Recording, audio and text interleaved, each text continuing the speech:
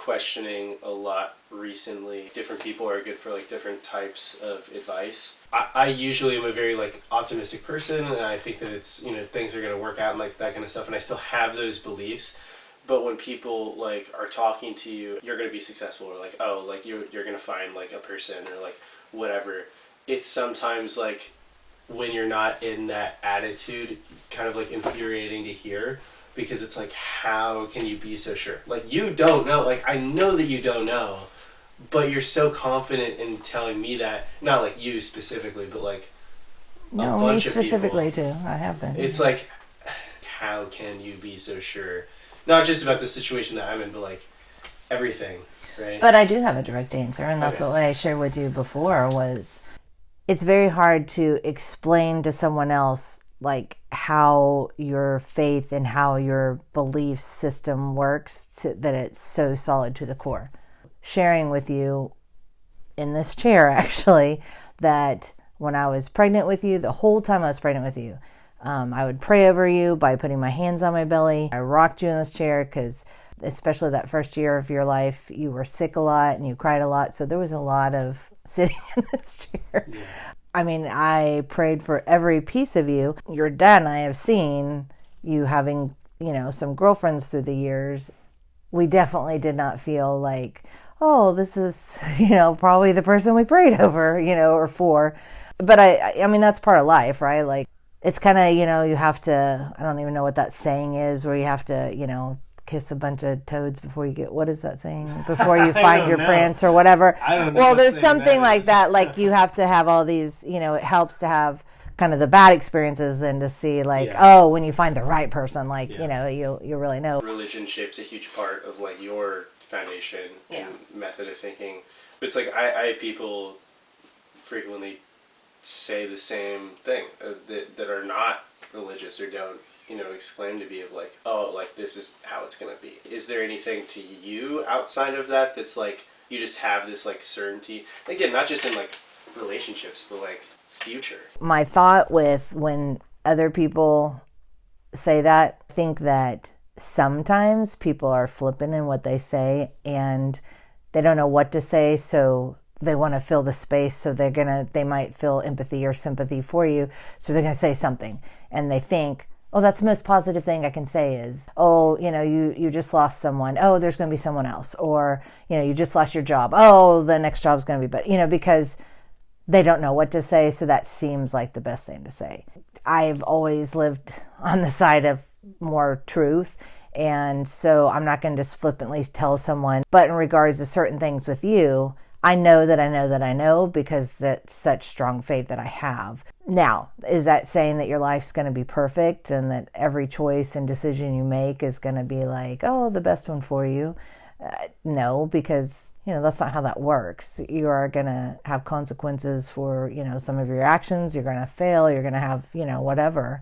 In the end, I don't know how people live that way without having that faith and that belief. So I think that part of that might just come from like the human experience of like people have been around, you know, like.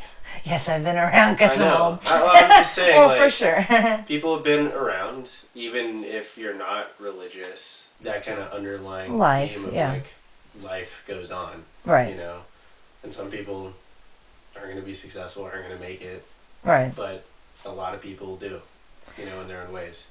Yes, I mean, I do think with age comes wisdom, but when you're young, when older people say that, it's so infuriating. I mean, I remember that. Like, I remember being younger and being like, that's so ridiculous when people say, oh, you know. But it is true.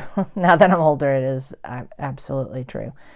But that's also thinking about someone your age. Like, if you're talking to Gus, like, you have knowledge that he doesn't have yet because he hasn't experienced college yet. And even those 4 years in college, huge.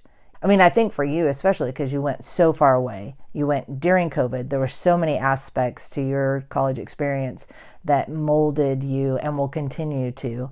But even if you go to a community college, there's still just those 4 years, so much of your life growth happens there. So yeah, I mean, I do think with every year that passes that you should hopefully gain more and more in regarding shaping those belief systems. So as you get older, like you feel like you get more wise, do you feel like that there's a time that you can look back on now that you're like, wow, I was really like upset or like hurt in that moment, that you feel like you learned kind of the most from? Looking back now, you're like, that's where I grew. a whole bunch of moments, but yeah, I mean, there was, I shared with you before that I made bad choices after, I broke up with my serious boyfriend in college. Those I can look back and say, oh yeah, I learned a lot of, from, and had a lot of growth there. I think that when my mom died unexpectedly, definitely looking back at that time period of all the scenarios and all the different things that happened, a lot of growth for me. I mean, I am older than my mom, so I never experienced my mom at my age. Yeah. And it hit me this year because this is the first year that, I'm beyond what she was. And it's really hit me a lot of like, what, where have I come since then? And what, things, have I grown and have I learned from, or that I've done different or whatever, from her. So, well, can I turn that back on you? I mean, Do you have because obviously if you come up with these questions, I feel like you've probably... Well, right now it feels like an obvious time that I'll be like, oh, I learned something from that. But there's a few threads in my life that I look back on, and I remember being, a relatively more recent one was when we were in Hawaii before COVID. I remember that we were on the street, and there was a vendor that was selling those necklaces. And I was like, oh, that looks really cool. I like that. And it was the symbol for loyalty and friendship. And then Dad was like, you're never going to wear that. And I was like, I want to buy it. I want to get it. And I got it. And I did not take that necklace off until 2023, last year. Yeah. I think it just kind of deteriorated. Yeah, well, it melded to my body. And yeah. I feel like I'm a very dramatic person. And so, in that moment, I was like, "Well, I'm gonna wear it." So you're showing Dad part of it was I don't know if it's a masculine, feminine thing, a guy can't wear a necklace or what that's supposed to be. But I was I feel like this fits me, and I agreed with the messaging behind it, at least the messaging that the street vendor told me, and that was not a big part of who I was, but it was reflective of decisions that I was making at that time of Interesting. I'm doing this because for two reasons, I want to, I feel like I can, and I feel like other people don't want me to. And it was a fine balance between the two. When I went to England with Alicia, that I had the necklace on, I've had entire relationships with people where they never saw me without this on. I knew this person for years. Every time they saw me, I was wearing this. And that realization was a really interesting feeling to me, because I was well, the necklace at all doesn't define who I am. No one would look to me and be oh, that's his thing. That's part of him. Yeah. It just became this thought that was recurring in my head of and again, the drama, I left it there. I left it in England, at one of the places that we went to. I don't know that. I knew that. Yeah, we went to the White Cliffs, and there's a time that I had a little bit by myself, and there's this cave that I had to climb up to get to, and there were a bunch of other similarly deteriorated pieces of rope and oh, really? various things, okay. and I was this just feels it was letting a part of myself go. That was one. That was one for sure. That was something that had been through a lot of hurt with me. It's almost like that moment in time, right? Yeah. I think that when the first time that we went to Colorado, the Children's Hospital of Denver, Dad, the only time, because so you're on this waiting list, right? Yeah. So whenever we could get in, and of course it was in the summer. And so Dad couldn't go with us whenever we went up there for that week. I don't know if you remember any of that, the first time we stayed at the Ronald McDonald House and stuff. So when the morning or the day that you had your scopes and they placed the pH probe, they, well, the whole, I mean, like, I looking back and I can see like every single thing in this day, and it's so weird. So always had my phone on me. And for whatever reason, I left my phone on the charger. We rode the little, bus or whatever. They drove us across the street to the hospital. And I was thinking, oh, this sucks, because, I wanted to update Dad.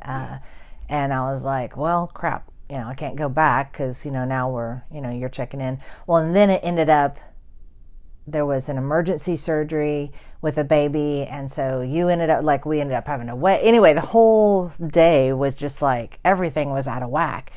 And I was like, what is going on?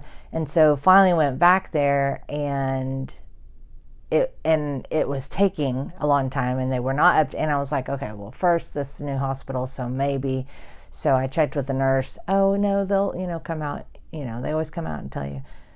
30 minutes more goes by, nothing. And so finally they're like, well, there has been a complication. And so I was like, I need to get back there with him now. And I just remember that whole thing, like, there wasn't even a panic. Like, I wasn't panicked. I guess, remember how I told you, like, sometimes, compartmentalize whenever dealing with that stuff. And so, I get back there with you, and they just didn't know, like, they couldn't figure out why your pulse ox was so low. They couldn't get you stabilized. And, these aren't supposed to be like bad procedures. So the nursing team didn't know, but they told me later. Well, anyway, so really, and I think I'd walk you through this, until an older nurse decided, okay, because all the the newer nurses, whatever, they were all relying on all this modern technology. And if you think about it, which is kind of weird, that's what, 12 years ago? No, it was more than, more than 12 years ago. So even the technology now is obviously much huger than then. But the older nurse was like, let's do old school. And she raised your hospital gown up and was just looking at your chest, because they couldn't figure out what was going on. And I was sitting there, I could plainly see one side of your chest rose and fell whenever you took a breath, and the other side was completely flat. And so immediately they get a portable x-ray, and then all of a sudden there's anyway, everybody's in there looking at stuff, and that pH probe, the anesthesiologist told me that you were vomiting blood after whenever they had placed. So they weren't sure if you were just vomiting blood is actually the best thing you can vomit, because when you aspirate it into your lungs reabsorb it. Or if you vomit stomach gases and stuff and you inhale it, then it's really dangerous for your lungs, just so you know. Awesome. Not that you ever want to do either one, but that is what happened with you. And so you had pneumonia, your fever when you were in the post-op spiked really high. And so anyway, all this stuff was happening, but the whole time I wasn't panicked. I was standing there like with you, so that you would, and really at first you were kind of groggy, and it was groggy from after surgery. And then I'm sure some of it was you were, not feeling good. So, yeah. But I really hadn't even thought about the fact that I didn't have my phone on me and that I didn't call Dad. And it wasn't that I wasn't trying to not call him, but my focus was on taking care of you. And afterwards, I thought, I really need to get hold of Dad. And in my mind, looking back, it was that moment where I was really like, I am a grown-up. And that sounds weird as a young mom, but I'm like, I am a grown-up. I am responsible for this child.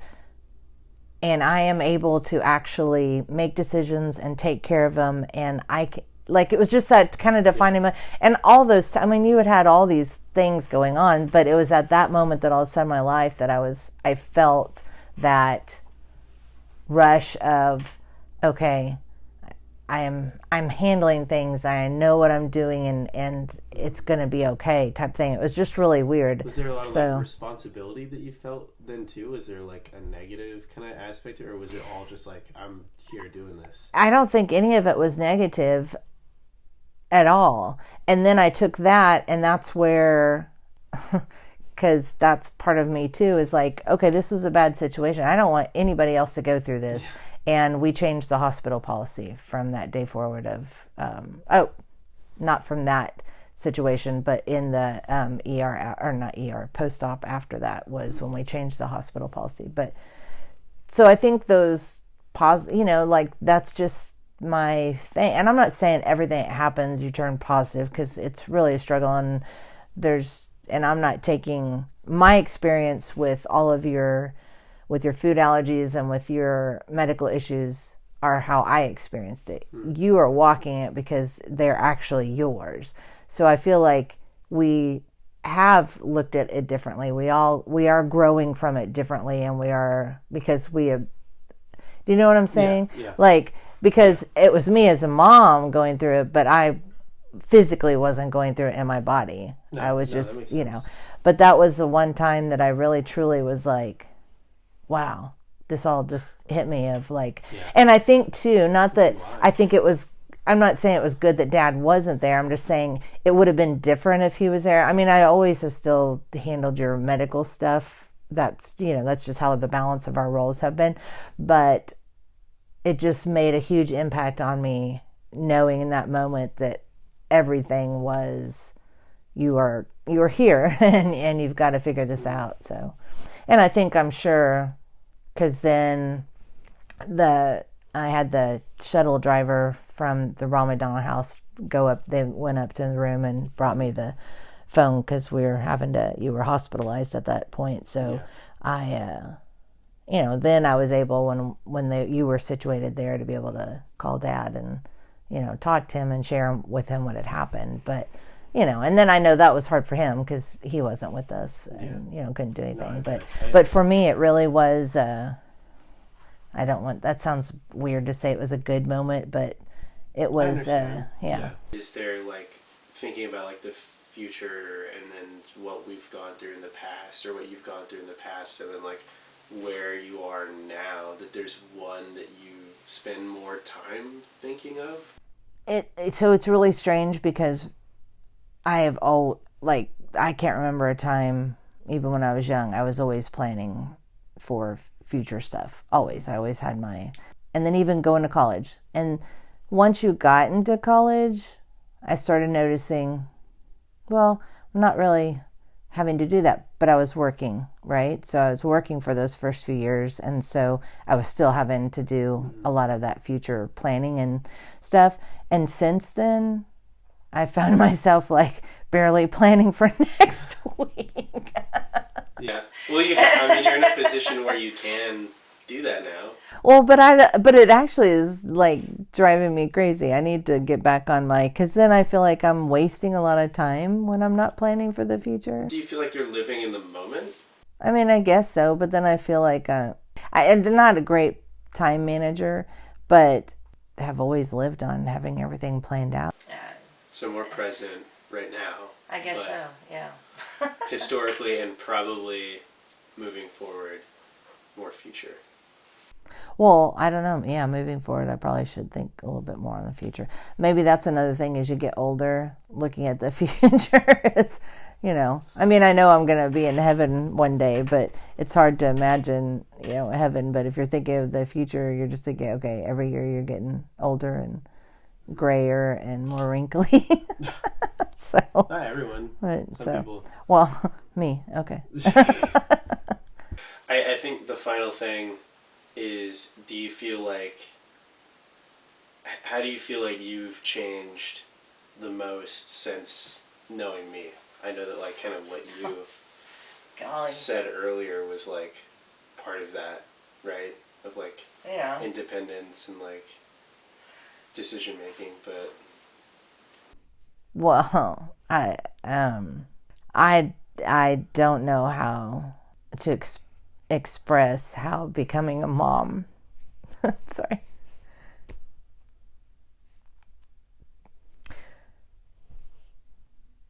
changed everything about me, you know? I mean, obviously there's pieces that, you know, still who yourself is. Everything about me changed. And knowing you, it's interesting because I was talking to a friend not too long ago and talking about the fact that, you know, when you're having little children growing up, you think, oh gosh, every stage you're thinking this is so hard, you know, and you're going through this and you're going through that, and you know, when you were real little, I told you, you know, you were sick a lot more, and so there was a lot of doctor appointments, there was a lot of sickness, and there was a lot of sleepless nights, and there was just a lot of that thankfully you don't have now. Being able to watch you every step of the way and growing into this person, and now seeing you like as like a friend, you're my son, but you're like an actual person, you know, on your own now, you know, that the joy of experiencing that. And I can't imagine, I mean, now, like, I couldn't imagine that piece of my life not being there, like who I would be without having you as my son. And I'm sure that, you know, a lot of people say that because, you know, they enjoy being a parent, but like they don't have the benefit of, you know, having you. So, yeah. So I feel like, to be honest, like every year it changes and grows. So that piece of me with you and as a mom, and yeah. But I will say this past year I've been learning a lot and growing, having to grow myself, and I'm definitely not there yet in regards to how that works, that, you know, you are your own person, and that's right, that's how we were supposed to raise you. You're supposed to raise your child to grow and be independent and, you know, flourish in the world, and you've done that, and you've done that gracefully and very well. But then it's like, okay, now my role as mom is not the same anymore. Yeah. And I've struggled this year of like who now am I as a person, because I was Tristan's mom, and not that I'm not your mom anymore, but you know, it's just different. It's all good and it's all right, but then it's that whole like, okay, now I have to adapt and figure out my own thing. And that's why I told you, like, I'm looking at, oh, you know, do I want to take some cooking classes or writing classes, or do I want to, you know, pick up this and that, because I need to focus on things too that will help me grow now that part of me is not done, but, you know, I mean, that part of me is done, but now it's this new aspect of, okay, now I'm a confidant, hopefully, and a friend, and, you know, that kind of thing of our relationship, more than telling you the rights and wrongs. And, you know, you've already grown into a great guy, so, you know. Thank you. So, well, thank you for making me cry.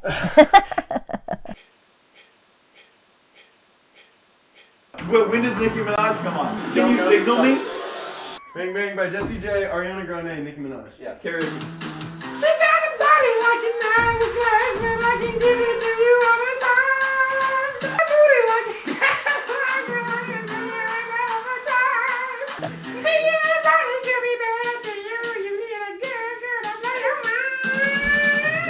Bang bang into the room. I know you wanna bang bang all over you. I'll let you have it, bang bang.